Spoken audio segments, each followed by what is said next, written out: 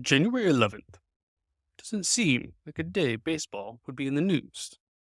It was the day Alex Rodriguez was the day one of the largest suspensions in league history was reduced to only one season. Let's find out the story behind this.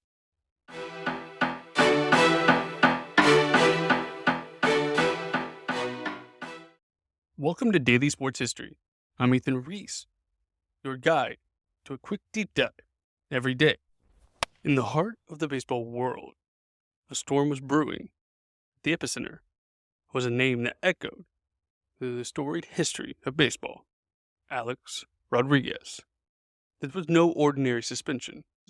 It was a seismic event that would shake the very foundation of America's past. It was a day that would go down in the books, reminiscent of the day of the Black Sox scandal. Nearly a century ago, Major League Baseball had taken a stand with a swift, sweeping, unyielding punishment for over 13 players, also including Nelson Cruz, Johnny Peralta, and Edith Cabrera, were all caught in the crosshairs of justice. Their destinies forever changed. The Biogeneticists of America, an anti-aging clinic in the sun-soaked state of Florida, was accused of dealing in the shadows, distributing forbidden fruit of performance-enhancing drugs. Ryan Braun's just months prior was just the beginning of a domino of cards that were now starting to fall. But it was Alex Rodriguez of the New York Yankees, and a legendary slugger, who bore the brunt of the storm. The three-time MVP and the highest paid star at one point in baseball was handed a punishment that was unprecedented, covering 211 games. A-Rod, never one to back down, declared his intent to appeal, fighting for his place in the game that he loved. Arbiter Frederick Horowitz was expected to have the final say, but the verdict would not come till January, leaving A-Rod the glimmer of hope to make his debut in the season. The other 12 players, perhaps seeing the writing on the wall, chose a different path, accepting their 50-game penalty and a chance to return to the field and possibly rewrite their story for the baseball world. But A-Rod would not compromise. MLB's verdict was clear and damning.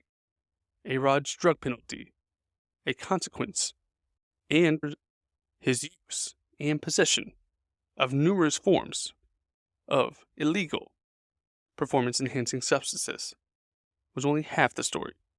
He stood accused of attempting to cover up his violations by engaging in a course of conduct intended to obscure and frustrate the office of the commissioner's investigation.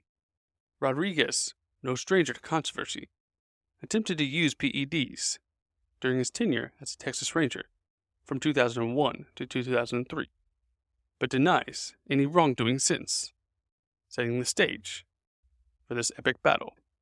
Unfortunately for A-Rod, he still missed the 2014 season, but his suspension was reduced to one full season, 162 games. This definitely tarnished his legacy and kept him from becoming possibly the all-time leader in home runs, as he was on the path at the time to make this, and losing a whole season prevented this, and has tarnished his reputation. The PED era that started in the mid-90s and went through the 2000s has marred multiple surefire Hall of Fame contenders, such as Barry Bonds, Rafael Palmeiro, and Mark McGwire. If not for these shadows of PEDs, these men would for sure be in the Hall of Fame. Now A-Rod is having to deal with the same issues. His resume says Hall of Fame, but his shadow and baggage he carries says cheater. It's up to the baseball writers to decide if he will ever get in the Hall of Fame. The question is, was it all worth it in the end? Thank you for listening to today's Daily Sports History. If you like this, please rate and subscribe wherever you're listening. We look forward to hearing from you.